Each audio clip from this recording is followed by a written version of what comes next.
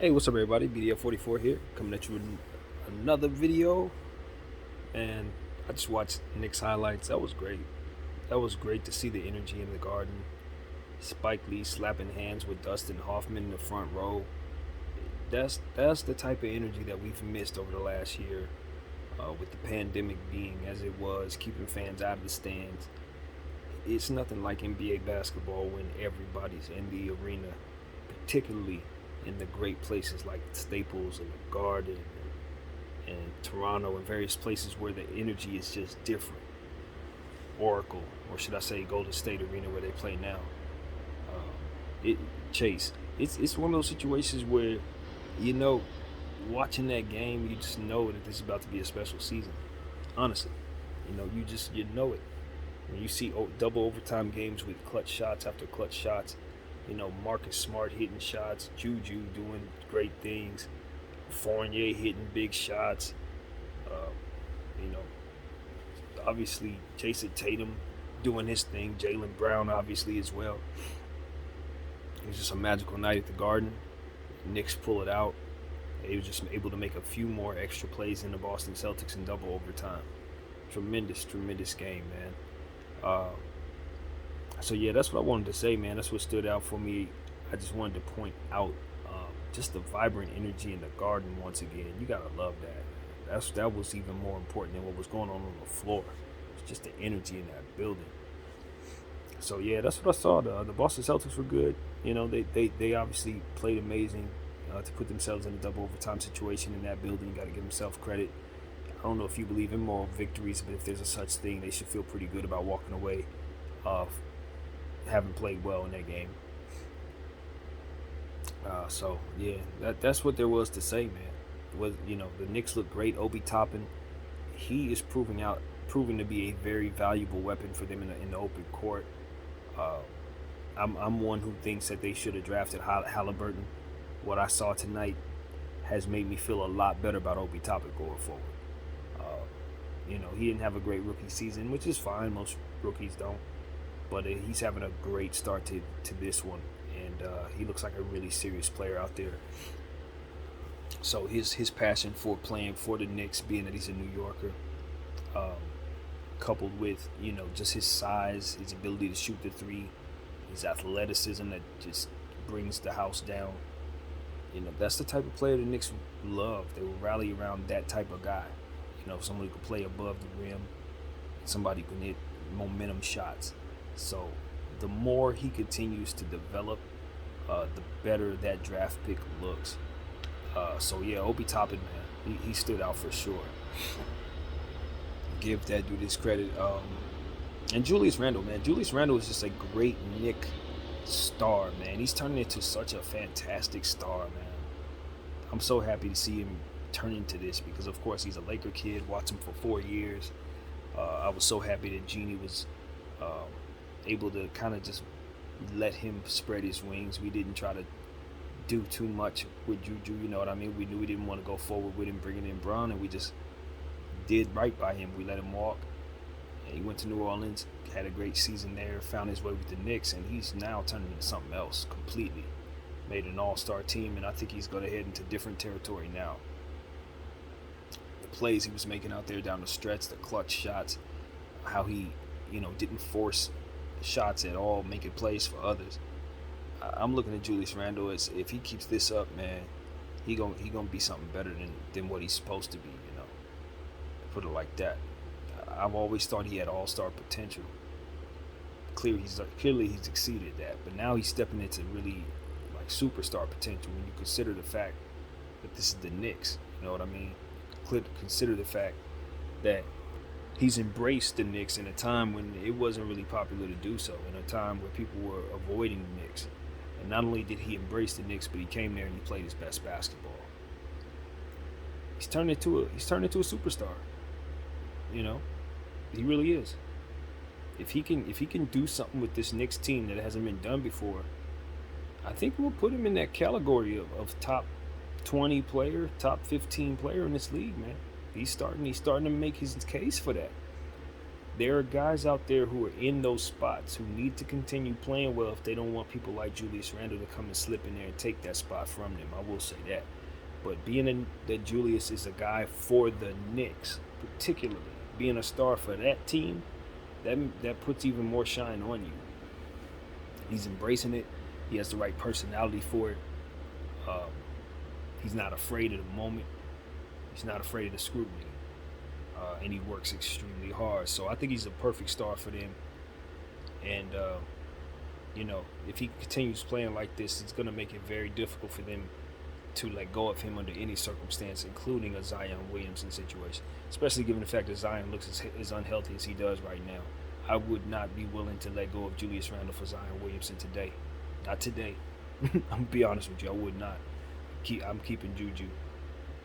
So that's something I thought I'd never say, but that's where we're at with Julius's production.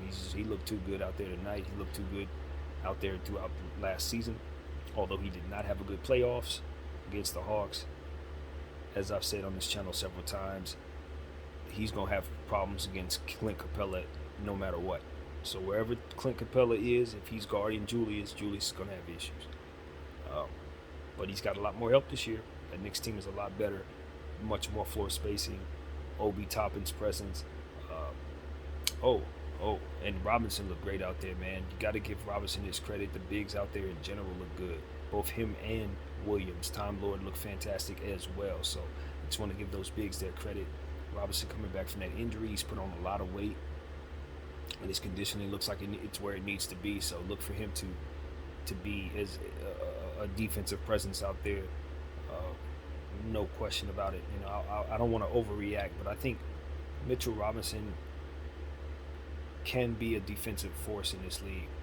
To what extent, not certain. But his ability to block shots is extraordinary. I will say that. He definitely has an extraordinary shot blocking capability. So as he continues to play more basketball, I expect great things out of him. And being that they need that type of player, being that Julius Randle's not a shot blocker, in theory, with his arm length and things of that nature, it just means that he's going to be relied upon even more so going forward as this team continues to be a good team. So I like the Knicks a lot. They're growing on me. I recognize they got some defensive players in some key areas that are going to help them. So yeah, the Knicks team looks great. And of course Boston. Boston's going to be good this year. They got one of the deepest teams in all of basketball. So they're going to win games that even when their stars are struggling, they're going to win some games. So I wasn't surprised to see them play as well as they did in this situation. Jaylen Brown's going to be a star of catastrophic proportions. I've already started mentioning him as one of the great scorers in this league. I think I'm a bit premature on that, but he showed exactly what it is that I see in him tonight, and he's going to continue to do that. I don't think he's that far off from Jason Tatum. I think it's an argument about who's going to be the greater player when it's all said and done. And Jaylen Brown's going to make his case for that right here and now this season. So if he continues to stay healthy, that's the thing with him, is he's got to stay healthy. He doesn't tend to make it through the season all the way. He tends to miss big chunks of the season with injury. But if he can get his conditioning where it needs to be and stay healthy, his skill set is going to continue to just lead him toward wins. Simple as that. He's going to be winning. So yeah, I like what I saw out of him tonight. I think we'll see a lot more of it. And yeah, that's what I have to say. That's what I wanted to give you guys. I wanted to kind of touch in on that particular game. I saw some other things as well tonight too. Kind of segue into a different game for one. Since you're sitting here, we got the Spurs and the Orlando Magic was a highlight I saw as well. Now, Orlando didn't really do nothing that stood out for me. I think Jalen Suggs is one of those rookies that I think is probably going to have a tough rookie season. Call me crazy, but I just think that he seems a bit more timid than a lot of the other rookies that I've seen out there in these first couple of preseason, summer league, stuff like that, even though you know what he can do. He's going to have a fantastic career, no question. But I don't think he's going to be as high impact right out the gate as some of these other guys in different situations, just because he's in a logjam with point guards, highly productive point guards. And A guy like Cole Anthony's ready to go. You know, Markelle Fultz, even though he's coming back from injury, if he's healthy, we know what he can do. He's going to be ready to go. So it's not going to be a whole lot of room for Jalen Suggs to not really come out and be high impact, be efficient, stuff like that. Uh, a guy like Terrence Ross is out there also taking minutes. So it's just a lot of guards there in general. Uh, and I get the feeling that he's just going to have to, kind of come along slowly. But ultimately, we know he's a very complete player. Simple as that. There's nothing that he can't do on both sides of the floor. And when he fully develops, he's going to be a heck of a star. So I think when it really comes down to it, I didn't like the fact that he was drafted to Orlando. I definitely think he's going to help Orlando in the long run, no question. But I'm not surprised to see him get off to kind of a slow start. I think it could be that kind of a rookie year for that kid. I really do. But all in all, Orlando has a lot of stuff to like. Mo Bamba's out there. He's ready to step forward. I like that kid a lot, of course. Carter as well just got paid. I'm pretty sure he's going to be ready to go this season. So guys like that didn't really stand out in this particular game. I guess to me the focus was more so on the emphasis of the home team. And the Spurs look excellent out there, man. Devin Vassell, Johnson, Derek Wright. They had everybody on the floor. Josh Primo. They just got production out of DeJounte Murray. Everybody on that floor tonight looked really good, man. They look really good. And I know that, it's a long season for the Spurs. I don't expect them to make the playoffs. I don't think they have enough oomph on their team just yet. They just have a lot of good players, nothing extraordinary. However, those good players can get a lot better, and they will.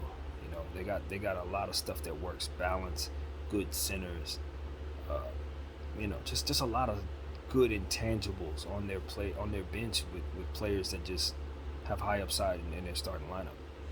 A player that I really, really, really want to give more attention to is Derek White. Derek White, a very, very, very, very underrated guard in this league. Just really good, man. That's the thing about Derek White. Every time I see him do anything in the box score, he's filling it up in just about every category. The problem with Derek White, like some other guys out there, is health. He misses a lot of games every season with injuries and stuff like that. But he comes out there and he balls completely out. Just a sound basketball player. Shoots very well from all three levels. And a guy who just seems to just really, really be highly productive out there, every time I see him. So, yeah, I want to give much more credence to him. He is a very, very good player that needs more attention in this league. Honestly, a whole lot more attention than he's getting.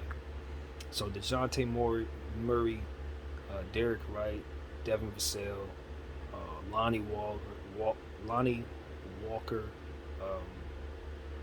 They just have a bunch of young talent you just love about this team, man. Keldon Johnson, of course, as I've mentioned, he's going to be a star in my mind. He's already a double-double threat every single night at the small forward, power forward position. He's just getting better and better. So Popovich has a bunch of young players that he can just toss out there, shoot threes all day, get out and open the court and run, make each other better because they can all pass. This is a team that just needs a star, in my opinion. They just need somebody that's worthy of giving $200 million to just come there and just play for them. Honestly, that's what I think the Spurs need now. They just need a leader because they have all the others. They got a bunch of good others. Kind of where the Lakers were with the kids back in the day before we got any stars. It was a bunch of young guys with upside. That's what the Spurs are right now. So they're very fun to watch. And like I said, Devin Vassell, the way he popped off the screen tonight, dunking the ball with his length and shooting the ball as he does. Josh Primo, I think, could be a guy that who knows, how great a young player like that can be when you see this type of scoring ability already. If Popovich takes the cuffs off of him, doesn't kind of use him like he did Lonnie Walker, kind of put Lonnie Walker in the doghouse when we knew Lonnie could play. But I think it was for the best. But I think with Josh, I'd much rather see Pop give Josh Primo a big bench role this year. I think that kid is very, very gifted. I think his ability to score.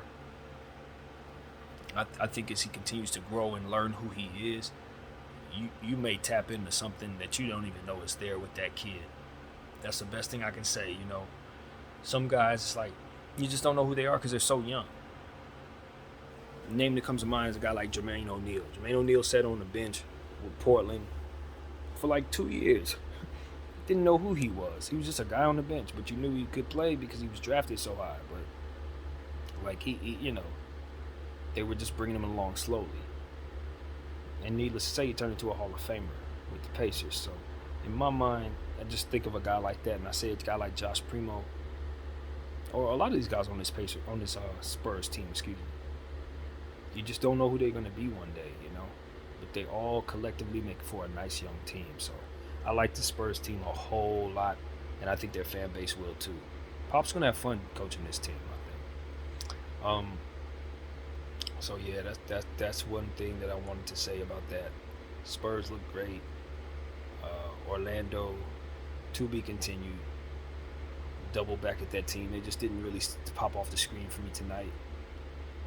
I thought their defensive effort was a little all over the place. Yeah, just nothing really special, man. Kind of a young team going through it on the road to start the season. But I do expect that they will make an impact defensively. That's where I'm looking for them. Their length and their guard play. They have good defensive and two-way guards. So that Orlando team has some upside. I think they'll ultimately have a good season. I do. I think that's going to be a good team in the East.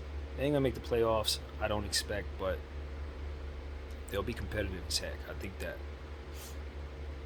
So yeah, man, headed back into it. Gonna watch some more highlights, see what comes about, and if there's more to say, I'm sure it will be. I'll come back to y'all. BDF 44 here. Thanks again. Peace.